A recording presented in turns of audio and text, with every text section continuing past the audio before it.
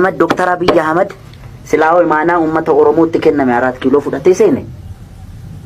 Dhaabbilee Oromoolee kadhatee kan galche nama maqaa qabsoo Oromootiin qabsaa'u xinnaa guddaa hunda kadhatanii kan galchan lammaffaan isaani. Waan saayikooloojii Oromoo kanatti bu'u waan beeta mangistii kana keessatti hojjetamu hunda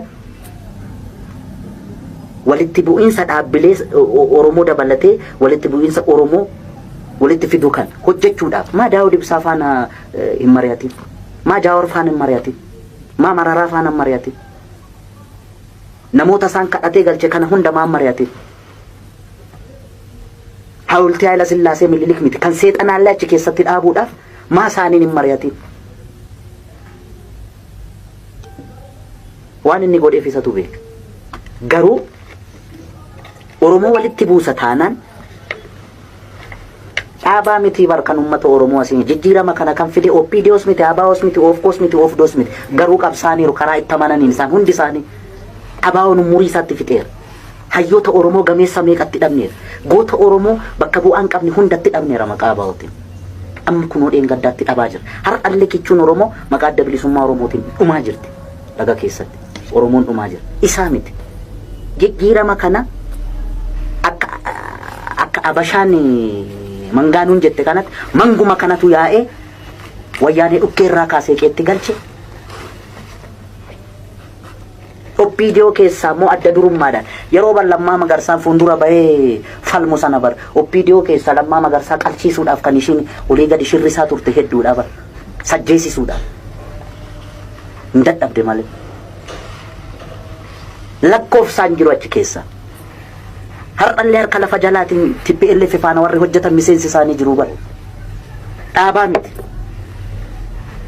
Jara isaan kanadha kan uummanni Oromoo hordofee achi gala. Erga galaniin booda isaanuu garaa bal'atanii itti amananii Jaal Daawud Ibsaan umurii isaa qabsoo Oromoodhaaf fixe bar jedhanii dhaqanii ittiraadha kadhatanii galiitti qabsaa'e karaa nagaati. Wajjin qabsoof dantaa uummata keenya wajjin eegsis waliin jedhanii walii galanii dhufan. Ergas gaaniin booda isa gallakatti saniittiin doorsisu isa galchan immoo karaa ba'uu dhorkanii maaloo godhuun sharrii walirratti hojjechuun tuffii uummata Oromoo irraan kan ka'e malee. Yeroo kanatti siditti immoo anumti ishii yartuun kun ijaarrachuu nan danda'a gaangistar. Anumti ishii yartuun gabaabduun kun jaambuunis akka barbaade mandara keessatti. Carraa uummanni Oromoo magaala keessatti walii ijaaru kanaan nafxanyaan har'a meeshaa bitattee magaalatti walii ijaarte Oromoo qalaa jirti. Ijoollee keenya lagatti ittisanii waraana ficcisiisuu jidduutti uummata Oromoo fixuu kana dhaabsisuu dadhabani miti. Dantaa sabaa wanti jedhamu soba. Kasayyoon jedhe hin sobdi. Dantaa sabaa ofii dursuu yoo barbaadame kan garaa kee garaatti qabatte sababa kiyyaan uummanni Oromoo hin gaaga'amin, hin beelayin, hin du'in.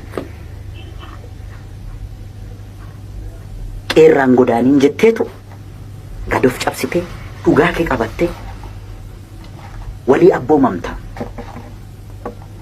Kan isaan wal tuffataniin uummanni keenya